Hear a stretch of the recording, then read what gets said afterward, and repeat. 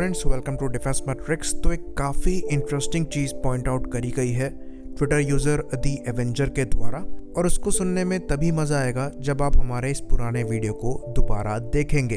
तो आगे आपके लिए ये बहुत ही ज़्यादा इम्पोर्टेंट वीडियो है।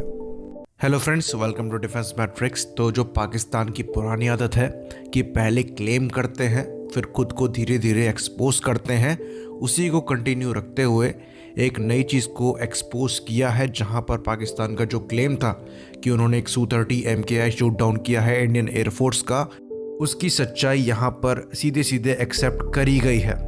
तो इनके फॉर्मर पायलट हैं कैसर तुफैल या फिर कैसर तुफेल, उन्होंने एक ब्लॉग लिखा है जिसका नाम है IAF's Balakot disaster 2 years on। ये 26 फरवरी 2021 में पब्लिश हुआ था। तो किसी ने अभी नोटिस किया और ये चीज़ लाइमलाइट में आ गई, जहां पर पाकिस्तान का ये क्लेम था कि एक Su-30 MKI शूट डाउन किया है जिसके नाम पर उन्होंने मेमोरियल तक बना दिया था। उस क्लेम को यहाँ पर खारिज किया गया है। तो राइटर की बात करें तो राइटर हैं कैसर तुफेल, जो कि पाकिस्तान एयरफोर्स से एयर कोमोडोर की रैंक से रिटायर हुए हैं। तो ये काफ़ी सीनियर ऑफिसर हैं और ये पाकिस्तान एयरफोर्स की नंबर 8 और नंबर 34 स्क्वाड्रन की कमांड को संभाल चुके हैं। साथ ही साथ ये करगिल वॉर में, सोवियत अफगान वॉर में भी इन्वॉल्व रहे हैं। तो ये काफ़ी सीनियर पायलट हैं और अगर इनका रिकॉर्ड देखें तो इन्होंने पाकिस्तान के ऑलमोस्ट सारे एयरक्राफ्ट फ्लाई किए हैं, चाहे F-16 हो, चाहे मिराज हो, चाहे F-7 हो। तो इन्होंने एक अच्छा खासा आर्टिकल लिखा है जिसका लिंक डिस्क्रिप्शन में डाल दिया जाएगा, जहां पर इन्होंने बालाकोट स्ट्राइक को भी बताया है, उसके बाद जो पाकिस्तान का ऑपरेशन हुआ था उसे भी एक्सप्लेन किया है। तो भावनाओं में बहते हुए इन्होंने सच्चाई जो है वो एक्सेप्ट कर ली है, जहां पर इन्होंने एक पैराग्राफ लिखा है जिसे हम पढ़ के सुनाना चाहेंगे।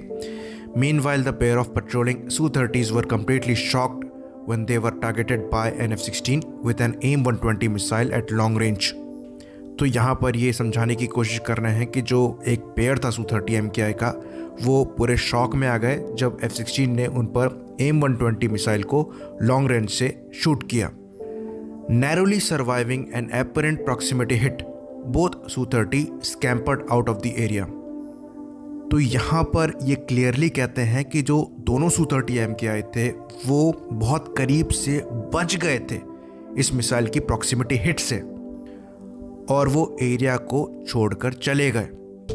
तो यहाँ पर क्लियरली लिखा है कि जो Su-30 MKI थे उन्होंने सरवाइव किया था इनके AIM-120 मिसाइल के शॉट को। तो इस सेंटेंस के बाद जो इनके हीरो पायलट हैं, यानी कि स्क्वाड्रन लीडर हसन सिद्दीकी, जिनको कहा जाता है कि इन्होंने Su-30 MKI को मार गिराया था, उनके सारे एफर्ट को ज़ीरो कर दिया है। तो हसन सिद्दीकी जो है वो पाकिस्तान एयरफोर्स के पोस्टर बॉय थे, जहां पर पाकिस्तान एयरफोर्स के प्रमोशन में उन पर वीडियोस बने हैं, कई कार्यक्रम में उनको सम्मान दिया है। तो इस सेंटेंस के बाद ये चीज़ क्लियर हो जाती है कि वो सब हवाबाजी थी। चलिए, वो चीज़ तो फिर भी ठीक है।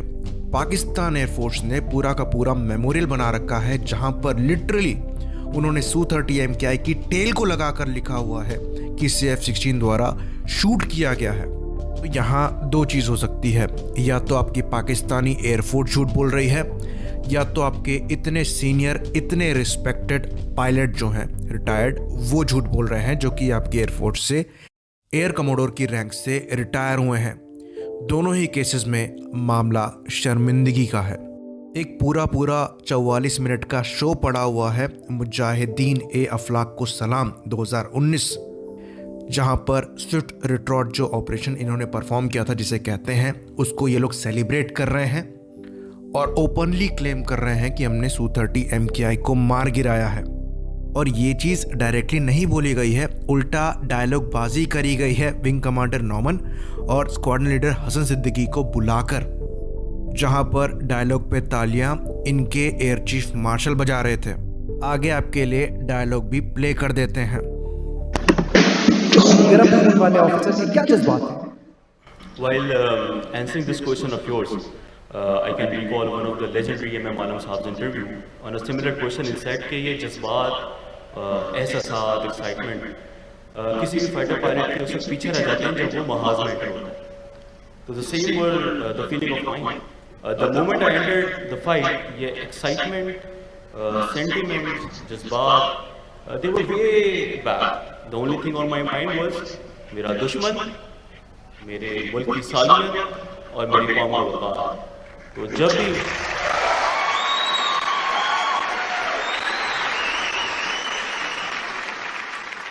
जब भी कोई दुश्मन मेरे मुल्क की सालियत या कौम के वक़ार की तरफ देखेगा तो उसका वही हाल होगा जो उस दिन उन दो जहाज़ों के साथ हुआ।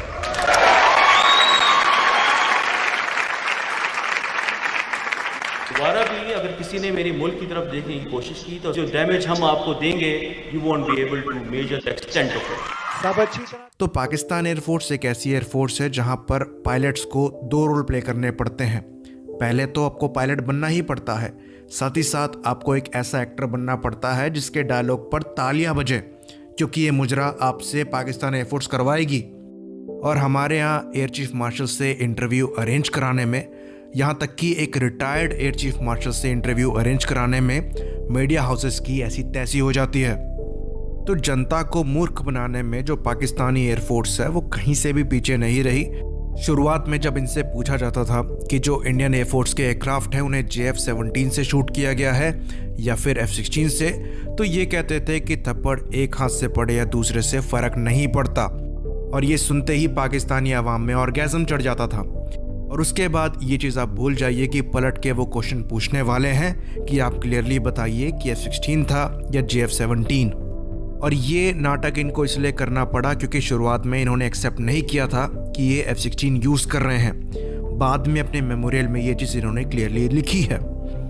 तो इन्होंने जितने भी स्टेटमेंट दिए थे वो आगे चलकर गलत साबित हो रहे हैं।